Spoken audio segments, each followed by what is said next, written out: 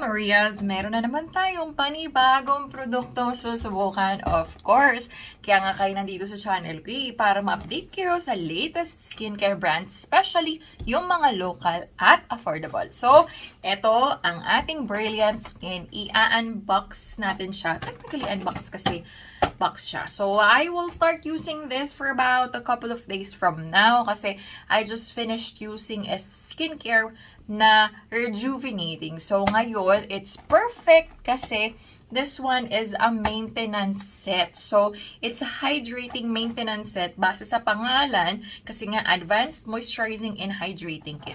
Pero, let's give a round of applause for the packaging. Ang ganda niya, ang ganda ng packaging niya. Oh. Super girly, pink, napakalakas, maka-aesthetics nung kanyang packaging. So, buksan na nga natin. Plastic pala siya, by the way. Of course, see-through siya, diba? So, sa likod, mas nakikita nyo dito, kung mababasa nyo, ayan, directions for use ng kanilang cleanser, toner, booster gel cream, and yung kanilang SPF 30 sunscreen gel cream. So, nakalagay lang din dito, pag-make sure ka na mag-patch test before gamitin itong product na to. So, sa harap yun lang, this kit is formulated to help target skin's dryness by improving the skin barrier function as well as enhancing its hydration level. So, the powerful combination of moisturizers controls skin's, desquamation to keep the skin soft, supple, lighter, and feeling refreshed. It also has a tightening and firming effect to even out the skin, fine lines, wrinkles, and bring out the silky glow. Ang hirap basahin dito sa part na to na nandito sa pink din siya. Magkita mo lang siya kasi ilaw, pero pag nakatalikod kasi siya sa ilaw, ganyan. Basta ganun. Hinihirapan akong basahin yung part na yun. And first time ko narinig yung desquamation, So, pag binuksan mo siya, ganyan, merong lalagyan.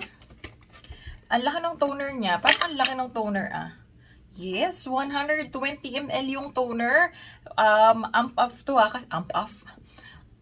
to kasi talagang 60 lang yung madalas na toner.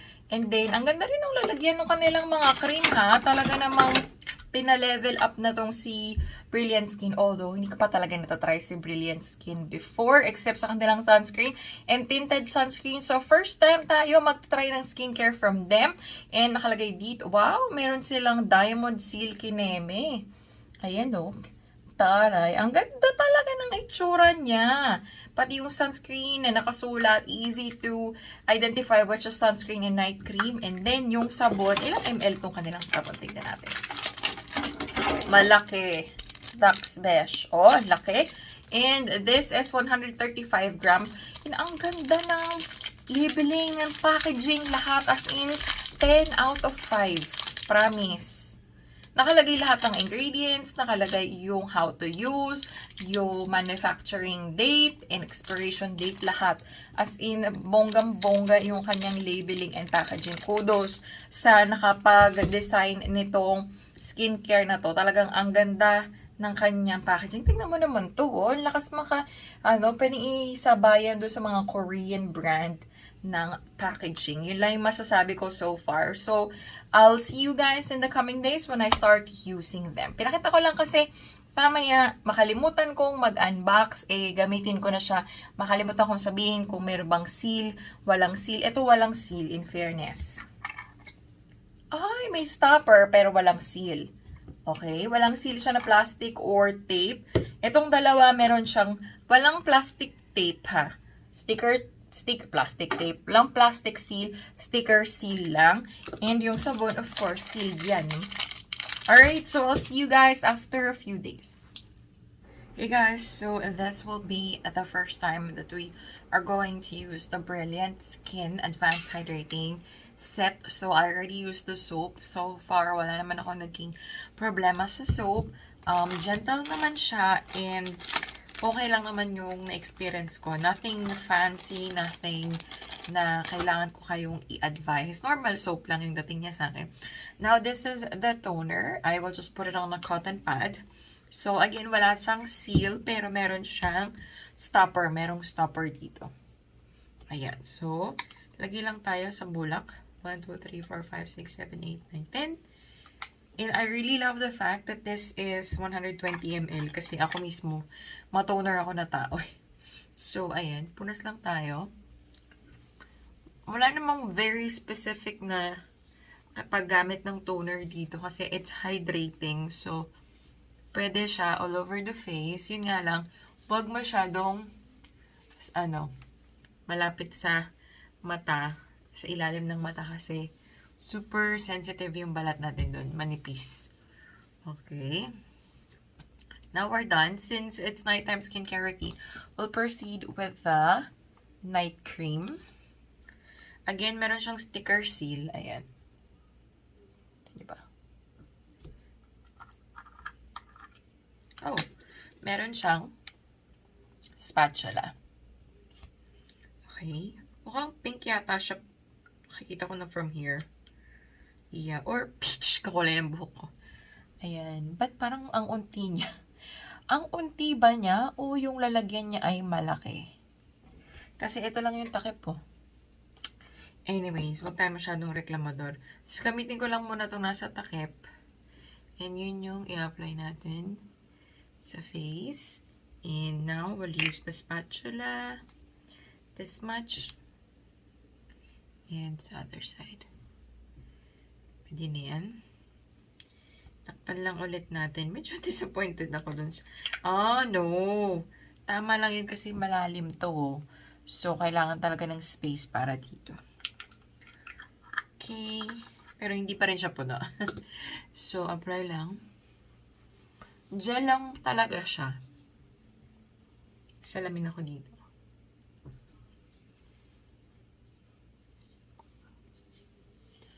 Super parang, aloe vera feels. Parang snail gel feels. Ganun yung dating niya. Fast absorbing in fairness. Na-curious na ako sa day cream. Hindi ko napapakita sa inyo yung bukas na umaga. Pakita ko na lang itsura nung day cream. Ganun din. Meron siyang ganito. Pink naman yung kanyang spatula compared sa other one. Puno ka ba? Hindi rin siya puno. Ito itsura niya.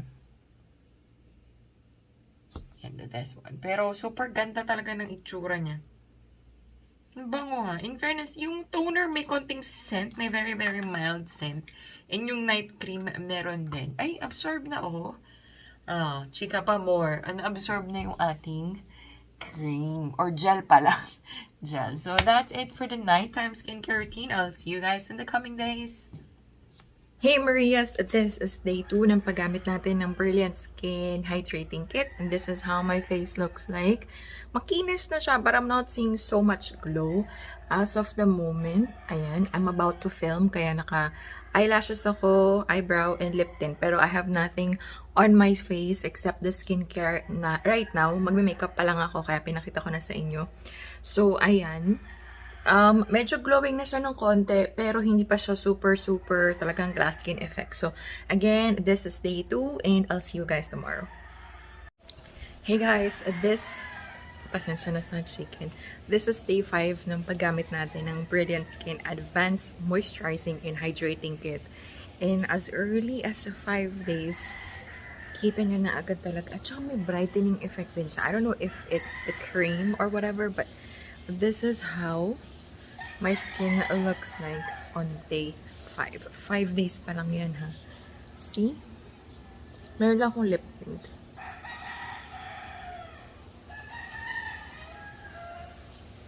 Alright, so that is day 5, and I'll see you guys in the coming days. Hey Marias! Yes, nandiyan na naman yung mga chickens. Meron kasi diyang farm, parang ganun. This is already day 7 ng paggamit natin ng hydrating kit. Atras na lang tayo, ha? Ayan. May konting mga buo-buong pieces. Pag nirarub ko kasi merong ganyan.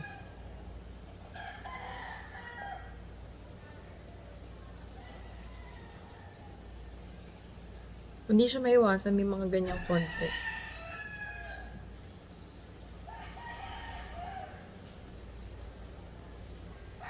This is again day 7. Hey Marias, we are now day 10 ng paggamit ng Brilliant Skin Hydrating Kit. And this is how my face looks like. Meron na talaga ako nakikitang malaking difference ngayon after 10 days. Super bright na ng face ko. And super kinis na niya. Yes, my best friend chickens are there. So again, this is day 10 and I'll see you guys in the coming days. Alright, Marias, right now I will be doing a voiceover regarding my verdict and review about this product. That is because I'm having some problems with the gaps on my teeth due to the recent root canal. However, I still want to share with you my thoughts about this. Definitely favorite of mine as of March this year. So this is again the Brilliant Skin Essential Advanced Moisturizing Kit. And it is formulated to help target skin's dryness by improving the skin barrier function and enhancing its hydration. So, this is something I would highly recommend sa mga Marias out there na merong dry skin, normal to combination, maximum combination. It's definitely something that you can use but avoid if you have oily skin. Okay? So, hindi ito oily friendly na skin set. So, this is actually available sa Lazada and sa Shopee. Ifa-flash ko na lang dito yung exact price niya. I think I got it on discount. Kaya, check ko yung mismong presyo niya. Parang 300 yata or more or less around that ballpark. And then, this actually has 4 ingredients. So, it has the 4 steps. It has the soap, the toner, as well as the day and night cream. So for the soap, it has coconut oil, titanium dioxide, soy extract, and those are some of the antioxidant and moisturizing properties na nagpapaglow ng skin even after mo palang magwash ng face. And then meron din siyang glycerine, oxidized glutathione, and hydrolyzed milk protein. So meron din siyang niacinamide na emollient for pore minimizing. So somehow, nare-reduce niya yung appearance ng pores on my face but hindi naman talaga siya nawawala. And then meron din siyang different types of fruits and flower extracts na nagbibigay ng certain scent on the soap. Hindi rin siya mabilis matunaw and I really enjoy it because walang sting, walang hapde, even if gano'n mo pa siya katagal ilagay sa iyong face. Moving on to the toner, it has vitamin C, which is an antioxidant that fades dark spots, and meron din siyang honey extract, glycogen, and meron din siyang niacinamide. In this case, nagpapabrighten naman siya ng mga dark scars na naiwan ng mga nakaraan nating pimples. So, alongside with vitamin C, talagang napapabrighten niya yung face and diminishes the scars from your previous acne. So, it's definitely a 5 out of 5 for me. Alongside with the soap, 5 out of 5 din siya sa akin.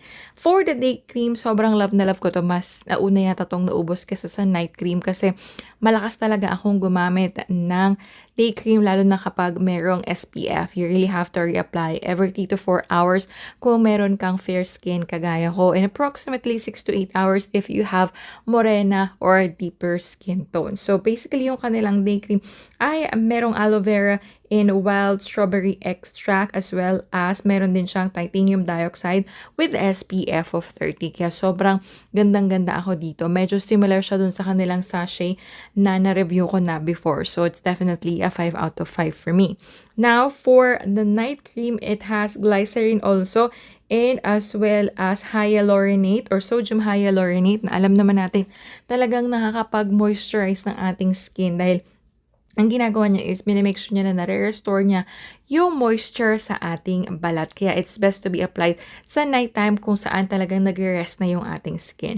So overall, this is something that I would highly recommend. It's a very affordable and it's good for those who have dry and sensitive skin up to normal to combination but not for oily skin. So that's it for today's review. Sana nakatulong ito for you to decide whether or not you want to try this Brilliant Skin Essentials Advanced Moisturizing Kit.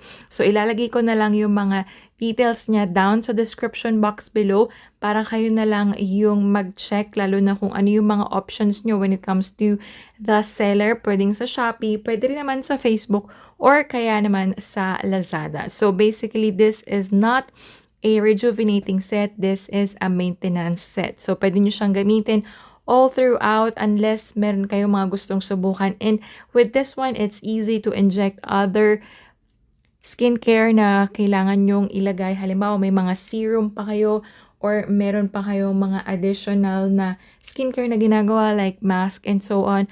Ganon, pwedeng-pwede nyo rin siyang gamitin alongside with this and wala kayong magiging problema. So, that's it.